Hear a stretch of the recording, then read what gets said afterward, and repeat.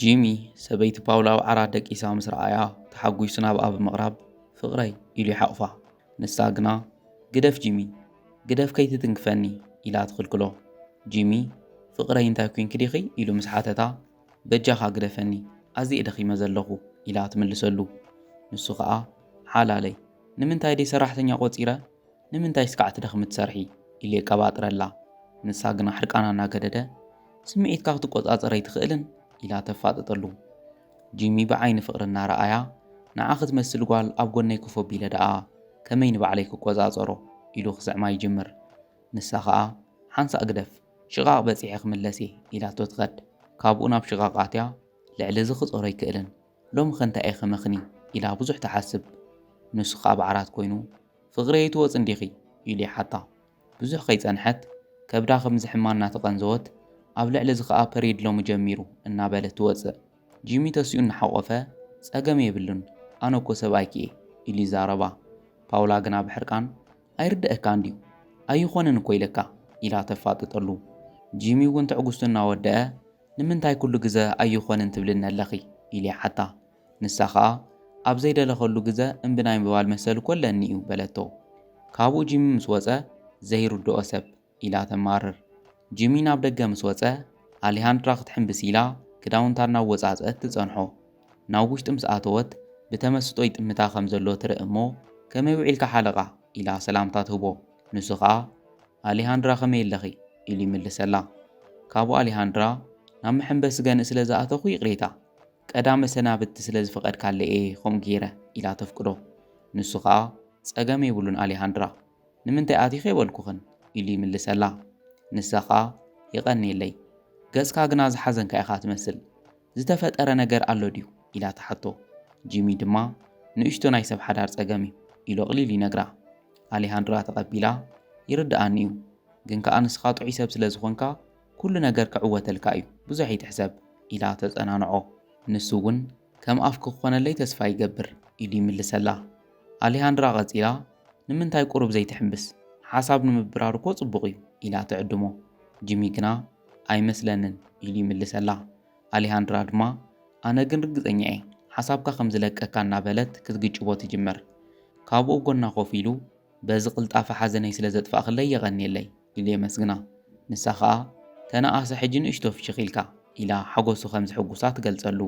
ብሳላኽ ኢሉ ምስ መለሰላ ተዘይሸጊረካ ሒዝካ ባውፀኒ ኢላ ተሓቶ። ንሱ ኸዓ ጸገም የለን ኢሉ ኢዱ ይሰደላ።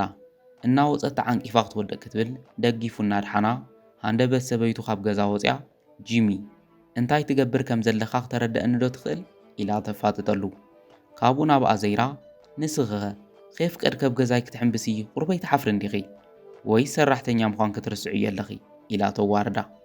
ኣሊሃንድራ ኸዓ ይቕሬታ ኣይደግምን ኢላ ምሕረት ተሓትት። ኣብ ጎና ዝነበረ ጂሚ ግና ኣሊሃንድራ ይቕሬታ ክትሓትያ ይግባእን ኢሉ የጸናንዓ። ካብኡ ንሰበይቱ ሎሚ ዕረፍታ ስለ ዝኾነ ኣነ እየ ክትሕምብስ ፈቒደላ ኢሉ ይምልሰላ። ንሳ ግና ብንዕቐት እናረኣየት ነዛ ሰራሕተኛ ፈቲኻያ ግዲ ኢላ ተሓቶ። ካብኡ ጂሚ ዓንቶ ውፃ ኢልክዶ ኻ መደቀሰ ይሰጎክንን ሕጂ እንታይ ዘምጽእ ምኽንያት ኣለኪ ኢሉ ይወቕሳ። ኣብዚ ግዜ ኣሊሃንድራ ይቕሬታ ኣነ ክኸድ ኢላ ካብኦም እናረሓቐት ፓውላ ኪዲ ኣብ ቅድመይ ከይርኤኪ ኢላ ትጸርፋ። ካብኡ ጂሚ ከምኡ ኢልከይ ትዛረብ እያ ምስ በላ ከም ዝደለኹ ወይለ ክዛረባ እየ ምኽንያቱ ኣነ ዋና ዝገዛ እየ ትብሎ። ጂሚ ኸዓ ጠባይ ኣናግረመሉ ብሓቂ ኣነ ንዓኸይ ተመርዓኹኹን ካልእ ሰብ ክተለዊጥኪ ኢልዋ ይኸድ። ካብኡ ንኣሊሃንድራ ረኺቡ ኣሊሃንድራ ንዝተፈጠረ ነገር ኣብ ክንዲ ሰበይተይ ኮይነ ይቕሬታ ክሓተክ ክፈቱ ኢሉ ንኸይትሕዘላ ይሓታ። ኣሊሃንድራ ድማ ይርድኣኒ ሓለቓ ጸገም የብሉን ኣነ ግና ካብ ስራሕ ክለቅቕ ወሲነ እየ ኢላ ተፍልጦ። ጂሚ ንምንታይ ኢሉ ምስ ሓተታ ምኽንያቱ ሰበይትኻ ፈጺማ ኣይትፈትወንን ኣነ ኸዓ ኣብ ሓዳርካ ጸገም ክፈጥረልካ ኣይደልን ኢላ ትምልሰሉ።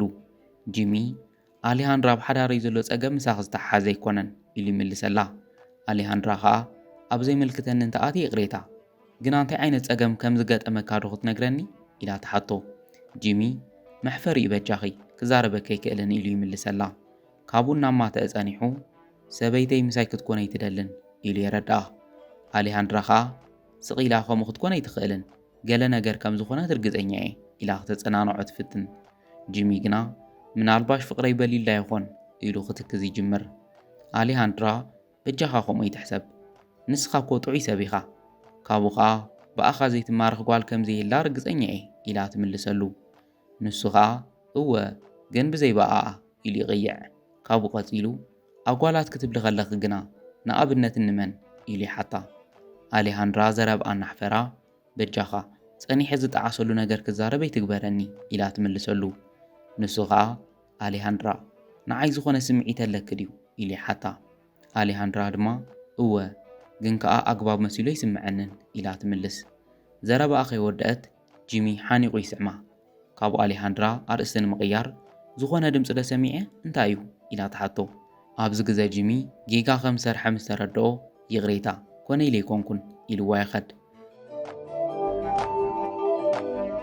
ብኻልእ ገጽ ፓውላ ብቴሌፎን ሰብኣየ ብገዛ ስለ ዘሎ ባዕለይ ስካዕ ዝድውል ከይትድውለለይ እናበለት ጂሚ ብድሕሪታ ብምምጻእ ከይድውለል ክተፈራርሕ እዮ ዘለኸ ሰብ ደኣመን እዩ ኢሉ የሰንብዳ። ካብኡ ፓውላ ገጻ መሊሳ ጂሚ ኣሰንቢድካኒ እኮ ትስልየኒ ዲኻ ዘለኻ ኢላ ተሓቶ። ንስ ኸዓ ኣይኮነን ፍቕረይ ኣነ ርክብና ኸዕረ ሓዳርና ክሰምር እንታይ ክገብረልኪ ኢለ ክሓተኪ እየ መጽ ኢሉ ይስዕማ። ንሳ ኸዓ ጂሚ ግደፍ ኢላ ብኢዳ ትደፍኦ። ጂሚ ዘረብኣ ከም ዘይሰምዐ ምስ ዓሞ ክቐጽል ግና ግደፍ እኮ ይብለካ ኣለኹ ኣይርድአካ እንዲላ ገጹ ትጸፍዖ። ንጽባሒቱን እኮ ኣሌሃንድራ ናብ ጂሚ መጽያ መግቢ ተሰሪሑ ሓለቓ ከቕርብ ዶ ኢላ ተሓቶ። ጂሚ ኸዓ የቐኒለይ ኣሌሃንድራ ኮይኑ ግና ሕጂ ናይ ምብላዕ ሸውሃት የብለይን ናብ ስራሕ ክኸደለኒ ኢልዋ ይወፅእ። ካብ ገዛ እናወፀ ኣሌሃንድራ ደድሕሪኡ ስዒባ ሓለቓ ኣፍካ ኸፊትካ ተኸድካ ይሕሽ ኢላ ተሓቶ። ንሱ ኸዓ ኣሌሃንድራ ትማሊ ንዘጋጠመ ነገር ይቕረ ግበርለይ መስመር ዝሓለፍኩ መሲሉ ተሰሚዕኒ ኢሉ ይዛረባ። ኣሌሃንድራ ኣይትጨነቕ ሓለቓ ፈጺመ ኣይሓስኩልካን ኢላ እናተዛረበቶ ፓውላ ካብ ገዛ ወፅያ ኣሌሃንድራ ብቕልጡፍ ንዕደልየኪ እየ ኢላ ትጽዋዓ። ጂሚ ድማ ሰበይተይ ትጽዋዕ ከላ ሂድያ ዕላልና ግና ኣይትወደአን ኣዘክርኒ ካልእ ግዜ ክንቅጽሎ ኢና ካብኡ ኸዓ ሓለቓ ኣይትበልኒ ጂሚ ኢል ክጸውዕኒ ኢኺ ኢልዋ ይኸድ።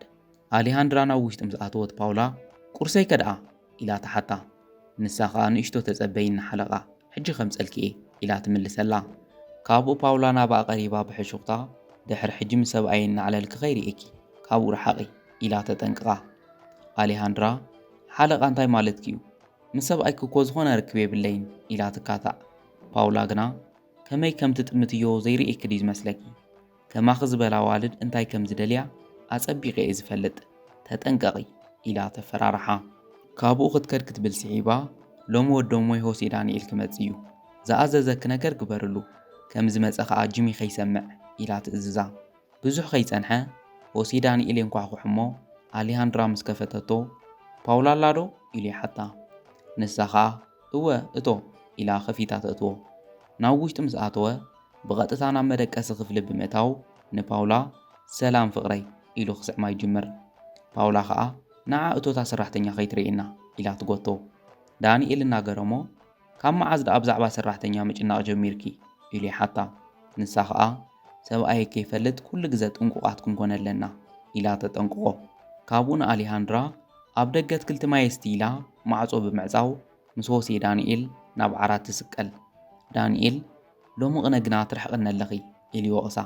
ንሳ ኸዓ ይቕሬታ ፍቕረይ እዚ ቐዳመ ሰናብቲ ሰብኣይ ካብ ገዛ ኸይወፀ ይቐንዩ ኢላ ምኽንያታ ተረድኦ። ንምንታይ ኢሉ ምስ ሓተታ ኸዓ እናቐይዐት ሽምዓ ፍቕርና ኸይትጠፍእ ክሕብሕብ ዝብል ኢላ ተስሕቖ። ካብኡ እናተሰዓዓሙ ሃንደበት ኣሌሃንድራ መጽያ ዝረኣየቶ ነገር እናገረማ ቴሌፎና ብምውጻእ ተቐድሖም። ብዙሕ ኸይጸንሐ ጂሚ ተመሊሱ ይመጽእ። ኣሌሃንድራ ኸዓ ዘይኮነ ነገር ንኸይርኢ ኢላ ኣብ ደገ መገዲ ብምዕጻው ይሂ ንምንታይ ደኣ መጺኻ ኢላ ተሓቶ። ንሱ ኸዓ በጃኽ ወረቓቕቲ ረሲዐ ኸይደ ሰበይቲ የላ ዶ ኢሉ ይሓታ። ኣሌሃንድራ ኸዓ እወ ውሽጢ መደቀሰላ ኢላ ትምልሰሉ። ጂሚ እናገረሞ እስካ ሕጂ ኣይተስአትን ኢሉ ይሓትት። ንሳ ኸዓ እረ ተሲኣያ ዝነግረካ ወሳኒ ነገር ኣሎ ጽናሕ ክነግረካ ኢላ ግዜ ክትገዝእ ትፍትን። ጂሚ ጸኒሕ ክትነግርኒ ኢኺ ሕጂ ግና ብቕልጡፍ ናብ ስራሕ ክኸደለኒ ኢሉ ንምእታው ይጻደፍ። ኣሌሃንድራ ሕጂ እውን መገዲ ዓጽያ ትኽልክሎ። ኣብዚ ግዜ ጂሚ እንታይ ይፍጠር ከም ዘሎ እናገረመሉ እንታይ ዲኹ ኾንኪ ኢሉ ይሓታ። ኣሌሃንድራ ኸዓ ምክንያቱ ሰበይትኻ ምስ ወዲ ሓውቦ እያ ዘላ ኢላ ትዛረቦ። ጂሚ ብሓንሳብ ገጹ ተለዊጡ ሆሴ ዳንኤል ድዩ ኢሉ ይሓታ። ንሳ ድማ እወ ኢላ ትምልሰሉ። ካብኡ ብጉያ ናብ ውሽጢ እናኣተወ ዳንኤል ድምፂ ሰሚዑ ተስኢ ሰብኣይ ክመፅዩ ኢሉ የተስኣ። ብዙሕ ከይፀንሐ ግና ጂሚ ማዕጾ ደፊኡ ኣቱ። ምስ ኣተወ ሰበይቱ ብላዕሊ ኮይና ንምንታይ ማዕጾ ዘይተንኳሕኳሕ ኢላ ክትቋየቆ ትፍትን። ንሱ ግና ብሕርቃን እንታይ ትገብረለኺ ኢሉ ይሓታ። ንሳ ከዓ ወዲ ሓውቦይ ስለ ዝኾነ ክርእየኒ መፅዩ እሂ እንታይ ፀገም ኣለዎ ኢላ ትሓቶ። ጂሚ ድምፁ ብሕርቃን እናተንቀጥቀጠ ገዛ ከም ዘይተሰኣነ ንምንታይ ናብ መደቀሲ ክእቲኽዮ ኢሉ የፋጥጠላ። ካብኡ ንዕኡ ሓኒቑ ምስ ሰበይተይ ዘለካ ርክብ እንታይ እዩ ኢሉ ይሓቶ። ኣብ መንጎ እዚ ፓውላ ንሳ ድያኹም ኢላትካ ኢላ ናብ ኣሌሃንድራ ተጣበቐላ። ጂሚ ግና ንሳ ዋላ ሓንቲ የጥፍአትን ኢሉ ንዳንኤል ውፀለ ኢሉ ይሰጎ። ፓውላ ከዓ ብጉያ ናብ ደገ ወፅያ ኣሌሃንድራ ንምንታይ ንሰብኣይ ዘይተፈጠረ ነገር ኣልዒል ክትዛረበለኺ ኢላ ተፋጥጠላ። ኣሌሃንድራ ብዛዕባ ዋላ ሓንቲ ይበልክዎን ኢላ ንክሳ ትነጽጎ። ፓውላ ግና ዝኾነ ይኹን ካብ ሎሚ ጀሚርክ ተሰጊኪ ኢኺ ውፅለይ ኢላ ትእዝዛ። ኣብዚ ግዜ ጂሚ ብሕርቃን ንሳ ዋላ ሓንቲ ይገበረትን ምስ ወዲ ኣብ ዓራት ዝተረኸብክ ንስኺ ኢኺ ኢሉ ይጸርፋ። ፓውላ ጥፍኣታ ንምሽፋን ንዓኣ ትከላኸለላ ኣለኻ ኢላ ትወቕሶ። ኣሌሃንድራ ከዓ ብድፍረት ኣነ ካብዚ ገዛ ኣይከድን ንዘርእየካ ነገር ይቕሬታ ልብኻ ከም ዝሰብሮ ይፈልጥ እየ ግን ከዓ ከመይ ዝበለ ሰበይቲ ከም ዘለትካ ክትፈልጥ ኣለካ ኢላ ብቴሌፎና ዝቐድሐቶ ቪድዮ ተርእዮ። ጂሚ ከዓ መረዳእታ ብኢዱ ሒዙ ወዲ ሓውቦይ እናበልክለካ ኣብ ልዕለይ ክዝምው ኢኻ ሓጊኺ ኢሉ ካብ ገዛ ይሰጓ። ፓውላ ንኣሌሃንድራ ክትወዓ ትግልገል። ጂሚ ግና ብኢዳ ሒዙ እናደፍአ ካብ ገዛ ይውፅኣ። ብድሕሪኡ ናብ ገዙ ተመሊሱ ንምንታይ እንታይ ጌረያ ኣብ ልዕለይ ከም ዝትፍጽም እናበለ ክበኪ ይጅምር። ካብኡ ኣሌሃንድራ መፅያ ኣጆኻ ህድእ በል ኩሉ ክሓልፍ እዩ ኢላ ተጸናንዖ። ንሱ ግና እናበኸየ ንምንታይ ኣሌሃንድራ ኩሉ ነገር የብክንዲ ዝሃብኩ ኢሉ የማርር። ኣሌሃንድራ ድማ ናትካ ጥፍኣት ኣይኮነን ንስኣ ካፍ ፈለማ ጥዒት ዘይነበረት ኢላ ሓቑፋ ተጸናንዖ።